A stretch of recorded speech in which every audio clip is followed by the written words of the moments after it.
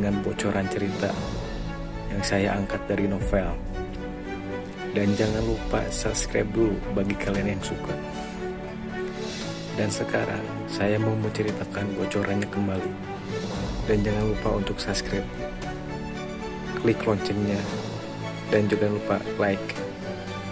Selamat menikmati. Gaskeun. Di kejauhan, yang lain dari Bright Glimmer of Hope tidak dapat menahan keinginan untuk bergegas keluar, tetapi dihentikan oleh Chair. Percayalah padanya, dia bisa melakukannya. Dengan suara benturan yang tajam, terjadilah pemandangan yang tak terbayangkan. Di depan sapuan seluruh tubuh Asmodeus, Long Hao Shen benar-benar melepaskan perisai siput ilahi, dan menghadapinya dengan menggunakan Arya Dewi Cahaya sendirian. Lebih mengejutkan lagi, saat pedang berat dan tombak bertemu, tombak Asmodeus tiba-tiba didorong oleh Long Hao Shen. Itu mungkin adalah pemandangan yang tidak terbayangkan dalam imajinasi semua orang yang telah terjadi. Setelah tombak berbendera Asmodeus didorong oleh Arya Dewi Cahaya, tombak itu mengubah lintasannya, dan disapu ke arah atas kepala Long Hao Shen. Tapi saat ini, Long Hao Shen langsung menjauh. Apa yang dia gunakan adalah salah satu kemampuan paling dasar yang digunakan oleh Retribution Knight, Dashing Thrust. Asmodeus menembakkan tinju kirinya juga, untuk bertemu dengan serangan Long Hao Shen. Kepala domba jantan itu mengeluarkan teriakan keras dengan nada lembut di saat yang bersamaan. Di luar dugaan, Asmodeus bergoyang dari belakang naga neraka yang masih dia duduki. Jika ada orang lain yang cukup dekat, dia akan mengetahui bahwa ada luka baru saja muncul di tangan kirinya. Dorongan Long Hao Shen yang diikuti dengan tikaman hanya bisa digambarkan sebagai langkah yang bagus. Dan setelah serangan ini, dia tidak berhenti di situ, langsung melepaskan 4 sayap spiritual di punggungnya. Dia sepertinya sudah berhenti sepenuhnya untuk menyembunyikan kemampuannya, saat dia mendarat dari punggung Star King. Asmodeus tidak menyangka lawan yang terlihat jauh lebih lemah dari dirinya ini mampu melukainya. Poin utama serangan Long Hao Shen sebelumnya adalah tusukan itu. Ini ditujukan pada titik paling tidak praktis bagi Asmodeus untuk mengerahkan kekuatan, titik terlemahnya. Itu bukanlah bentrokan kekuatan tapi hanya peminjaman kekuatan, mengubah lintasan serangan Asmodeus dan menciptakan celah dalam pertahanannya. Untuk mencapai hal itu melawan lawan dengan perbedaan budidaya, ketangkasan Long Hao Shen sudah bisa dikatakan telah mencapai puncaknya. Namun, kesenjangan kekuatan yang memisahkannya dari Asmodeus terlalu lebar. Setelah tusukan pedang pertama, pukulan kedua tidak mampu mengerahkan niat pedang, jika tidak, serangan itu pasti akan lebih melukai Asmodeus. Untuk berani menantang diriku yang hebat, kamu sedang mencari kematian. Asmodeus berteriak keras, memacu tunggangannya dengan menendangnya, mengejar Long Hao Shen seperti sambaran petir. Sementara itu, ketika penerbangannya terjadi, pemandangan menakjubkan mulai terlihat. Naga neraka besar yang dia tunggangi sebelumnya menghilang begitu saja dan langsung menutupi seluruh tubuhnya, meledak dalam api hitam.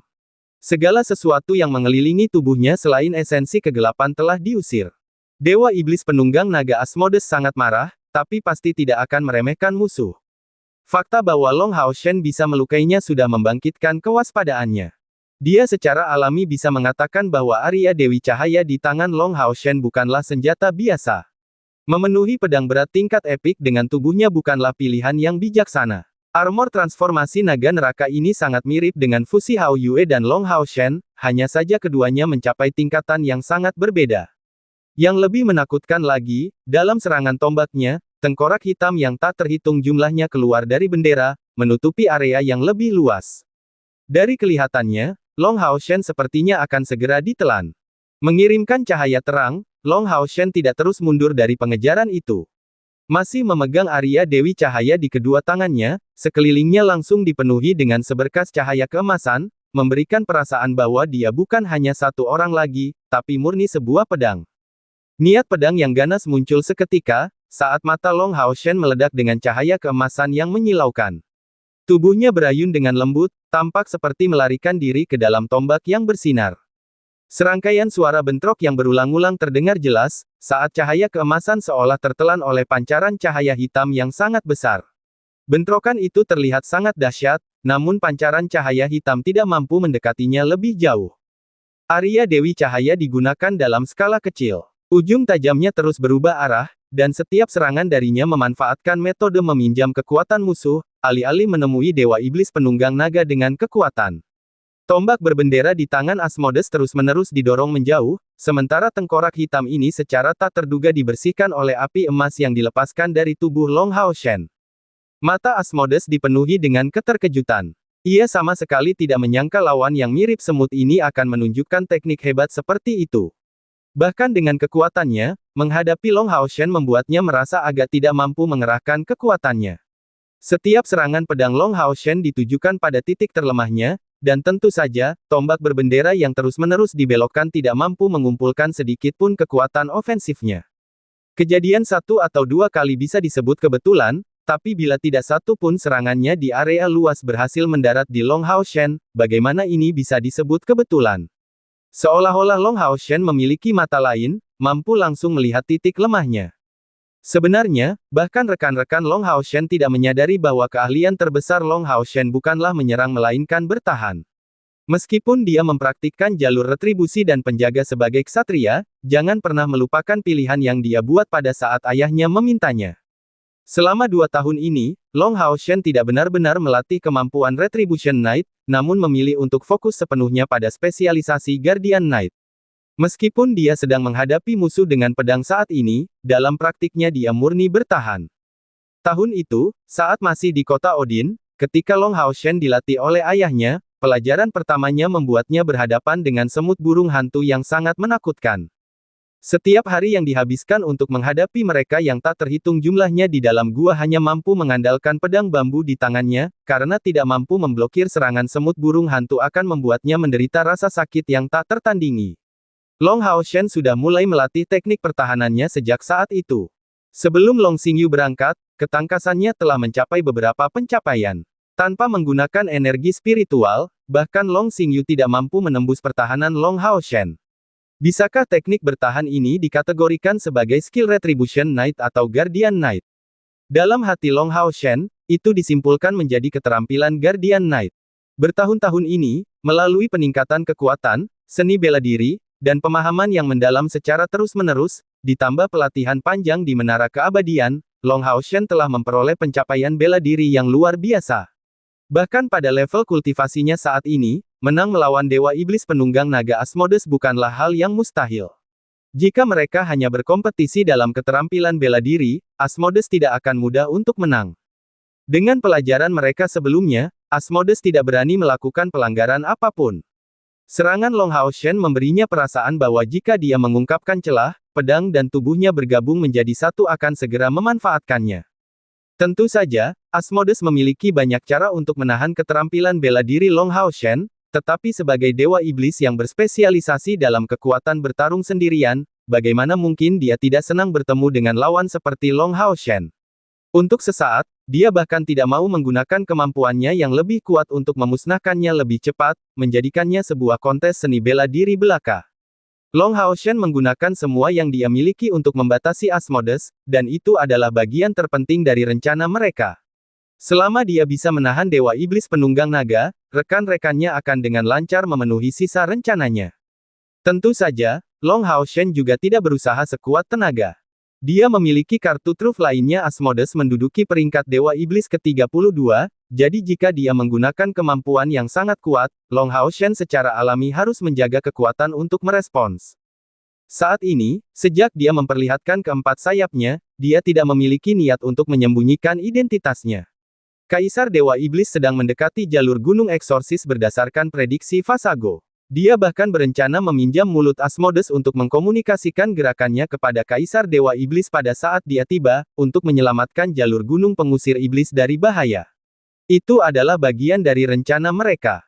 Sementara Long Hao Shen dan Dewa Iblis Penunggang Naga bertarung dengan penuh semangat, pasukan binatang ajaib juga mencapai saat-saat terakhirnya. Hanya 30 dari 500 binatang ajaib yang tersisa, tetapi semuanya mencapai setidaknya peringkat ke-7. Karena serangan gencar mereka, barisan iblis kerbau mengalami kerusakan yang parah. Adegan di sisi lain bahkan lebih membingungkan. Cahaya keemasan itu berasal dari semburan kekuatan bola logam emas raksasa. Kemanapun ia lewat, ledakan menggelegar terdengar. Para iblis kerbau tidak diberi kesempatan sedikit pun untuk mendekat, dan langsung tercabik-cabik. Di samping ketiganya ada seorang penyihir yang berdiri dengan bangga di belakang. Melambaikan tongkat di tangannya, dia meluncurkan 12 bola api meledak yang tersebar di mana-mana, mengincar area paling ramai di jajaran iblis sapi. Bola api biru itu seperti hantu biru. Bahkan titik kecil yang menghalanginya langsung dibersihkan, dan ledakannya menyebabkan deflagrasi seketika. Di belakang penyihir itu ada seorang ksatria lain, memegang perisai berat di tangan kirinya dan pedang berat di tangan kanannya. Kemunculan mereka terlalu mendadak, dan ledakan kekuatan mereka terlalu tirani, terutama penyihir yang serangannya mencakup cakupan yang sangat luas. Semua bola api yang meledak menghasilkan lebih dari selusin korban bagi iblis sapi. Semburan itu membuka jalan panjang melalui mereka, dan pasukan iblis sapi tenggelam dalam kekacauan. Tidak diragukan lagi, mereka berlima yang membuka jalan adalah Han Yu, Wang Yuan dan Sima Xian di pinggir lapangan, Lin Xin di tengah dan Zhang Fangfang di belakang. Pada saat yang sama mereka berlima menunjukkan kekuatan itu, teriakan naga yang bergema tiba-tiba terdengar. Segera, seekor naga hitam raksasa bangkit, terbang menuju pasukan iblis. Di langit, naga hitam yang memanjang lebih dari 10 meter ini mengikis lebih dari 100 iblis sapi dalam setiap tarikan napas. Di punggungnya berdiri seorang gadis, berkilauan dalam gelombang yang berliku-liku. Dengan mengamati secara cermat, seseorang akan menyadari bahwa gelombang yang berputar ini berubah menjadi riak yang memasuki tubuh naga hitam dari bawah. Naga iblis. Jika serangan Han Yu masih belum cukup untuk membuat pasukan iblis kerbau menjadi kacau, tetapi hanya menimbulkan kebingungan, kali ini kemunculan naga iblis di samping mereka segera mematahkan pusat komando mereka. Untuk sesaat, pasukan iblis kerbau bahkan tidak tahu apakah mereka harus merespons atau melarikan diri. Dalam keadaan seperti ini, anggota Bright Glimmer of Hope masuk ke dalam barisan mereka, mengincar kereta yang dikurung.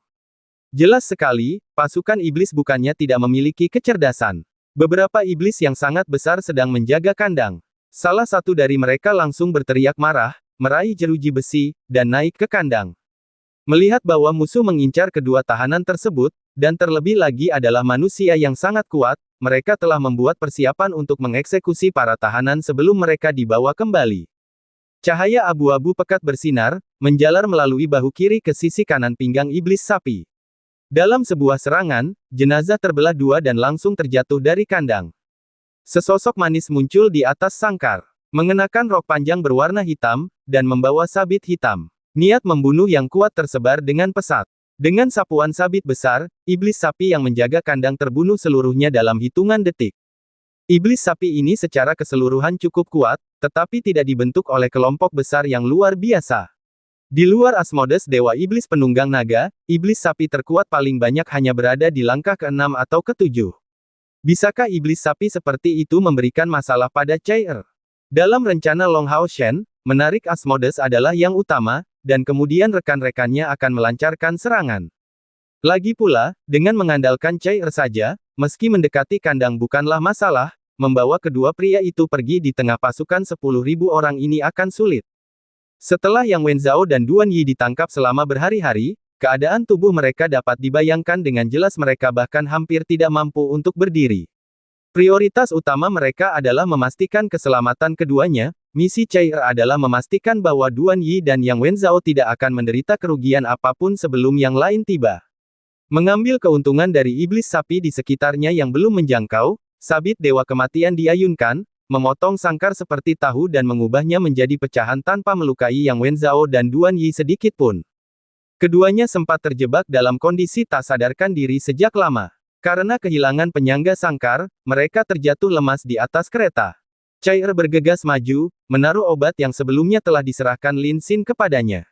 Setelah menempatkan mereka dalam posisi terlentang, pil tersebut secara alami mencair di dalam tubuh mereka.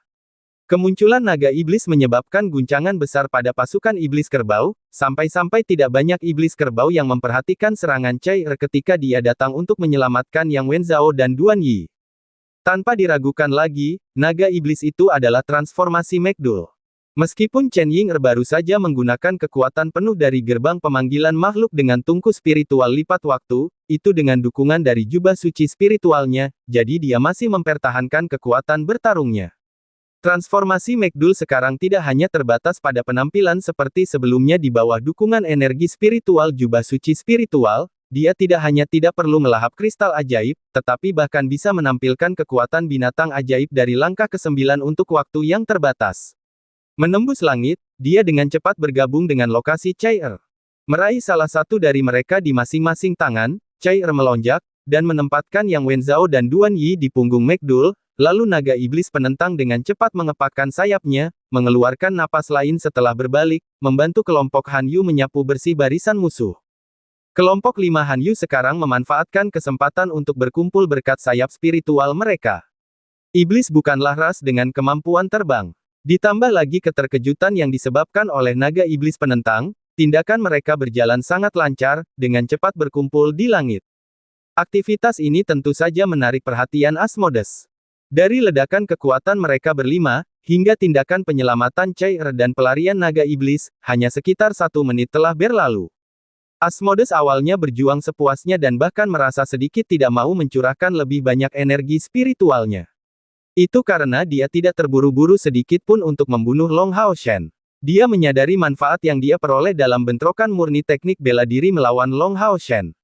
Teknik Long Hao Shen mendekati tingkat kesempurnaan dan telah memberinya pencerahan yang cukup besar. Namun kemunculan aura naga iblis itu memberinya kesadaran akan sesuatu yang mencurigakan.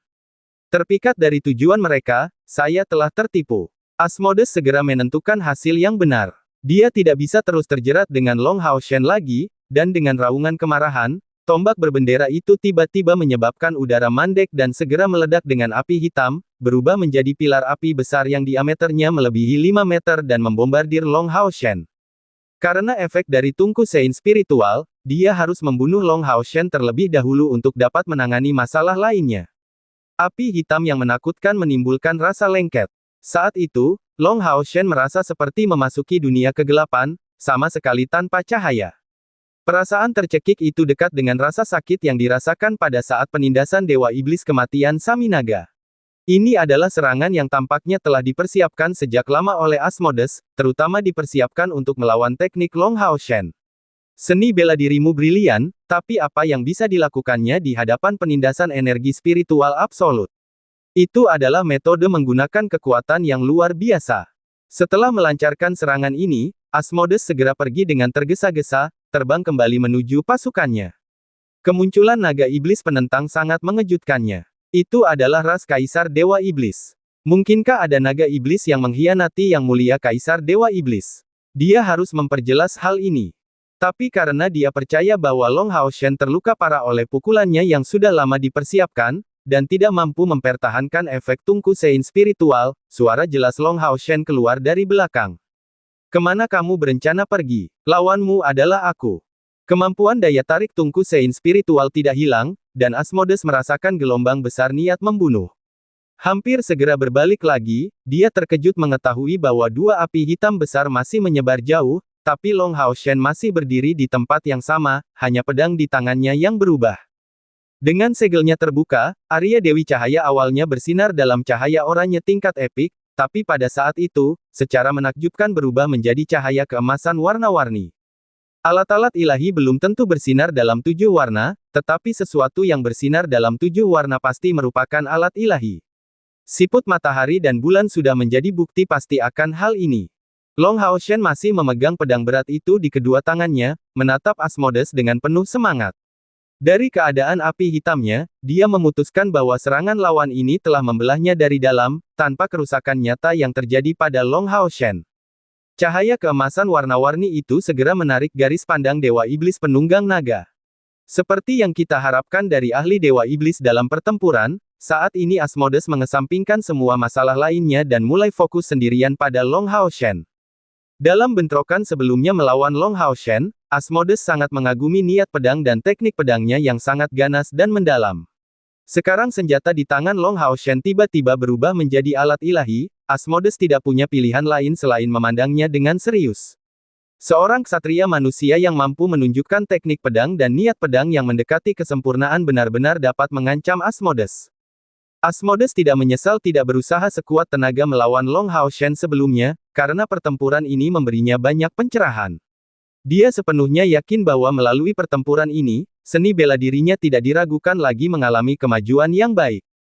Iblis sama seperti manusia, semakin dekat pertempurannya, mereka akan semakin membangkitkan kemampuan terpendamnya. Melihat pedang ilahi di tangan Long Hao Shen, mata Asmodes berbinar.